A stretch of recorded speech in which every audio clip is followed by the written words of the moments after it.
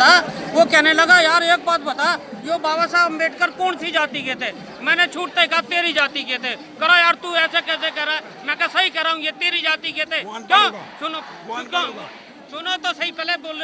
मैंने इसलिए मैंने कहा कि भाई तेरी जाति के तो करा, ऐसा कैसे करा? मैं कहा तुझे नॉलेज नहीं है। महाराष्ट्र के अंदर जो महार समाज के लोग थे पहले सफाई का काम करते थे, उन लोगों ने बाबा साहब के अनुयायी बने, बौद्ध धर्म बनाया, उन्होंने सारे सफाई का काम छोड़ दिया। इसलिए मैं कहता हूँ तेरी जाति के थे, और तेरी जाति के आदमी को हम सर पे धर के धोते हैं, वो अपना भगवान मानते हैं, अपना श्रद्धेय मानते हैं। तुम्हें अकल आनी चाहिए। तुम्हें कब अकल आएगी? अगर तुम्हें अकल आ जाए तो इस देश का तख्ता ही पलट सकते हो। इस देश की शक्ति तुम ही हो।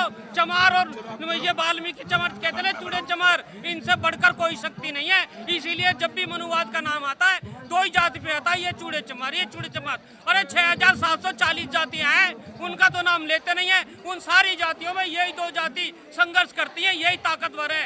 एक पढ़ा लिखा होता है, एक ताकतवर होता है, एक का दिमाग चल रहा है, एक का हथियार चल रहा है। अगर ये दोनों एक पथ पे आ जाए, इस देश में मनुवाद को खदेड़ सकती है, इस देश में अपनी सत्ता कायम कर सकती है। लेकिन आप लोगों को कैसे समझाया जाए? आप लोगों को समझाते समझाते मेरे काले बाल से सफेद बाल हो गए। मैं तो भैया समझा नहीं पाया, और भी जितनी जिंदगी होगी तुम्हें समझाने का काम करूंगा भाई। इसीलिए मैं कह रहा हूँ आप समझ जाओ। और इन देश पर अपना बाबा साहब अम्बेडकर कहते थे कि तुम शासक वर्ग हो, इस देश पे तुम्हारी सत्ता करने की बारी है। अगर हम ऐसे ही बटे रहेंगे आपस में, सत्ता नहीं ले सकते। इसलिए भाई आपसे हाथ जोड़ के विनती है कि आप एक हो जाओ और इस देश के मनुवादों को खदेड़ने का काम करो।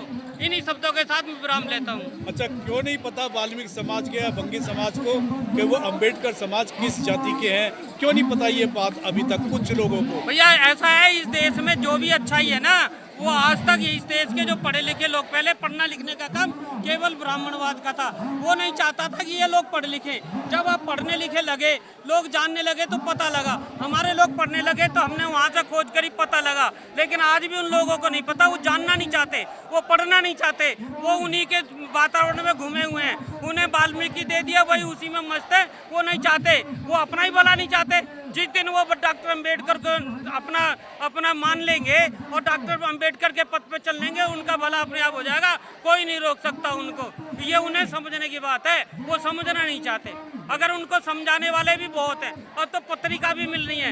एक ओम प्रकाश वाल्मीकि नाम से हमारे, मैं उनका लेख पढ़ता हूँ, उन्होंने काफ़ी पत्रिका दी है, उनको समझाया भी है, और वो समझने का काम करे। वाल्मीकि समाज में भी बहुत बड़े बड़े लेख हैं, पढ़े लिखे हैं, उन्होंने भी बाबा साहब अम्बेडकर को अच्छी तरह समझाया, पढ़ा लिखा है, और लोगों को समझाने का काम कर रहे हैं। बाकी रहे बच्चे जितने भी इस SC के समाज के लोग हैं, उनको समझाने का काम हम जो पढ़ जाते हैं उनको समझाने का काम करिए। बाबा साहब अम्बेडकर ने भी तो कहा था कि पढ़ो, पहले पढ़ो और पढ़ाओ।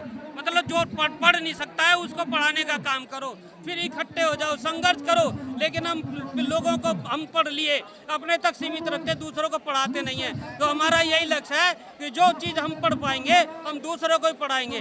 वो उसके ऊपर डिपेंड करता है कि वो हमारी बात पे कितना विश्वास करता है। लेकिन यहाँ पर भी हम ये कहेंगे कि उस चीज़ को मत मानो जो सदियों से चली आ रही है, उस चीज़ को मत मानो जो किताबों में लिखी है, उस चीज़ को मत मानो जो किसी ने कह दिया। हमें उस चीज़ को मानना चाहिए जो सत्य पे आधारित हो। सत्य हो तो मानना, नहीं तो मत मानना। भाई साहब इतना ही बात मैं आपसे कहना चाहता हूँ। धन्यवाद। जय भीम, जय अम्बेडकर, जय अम्बेडकर, जय संविधान।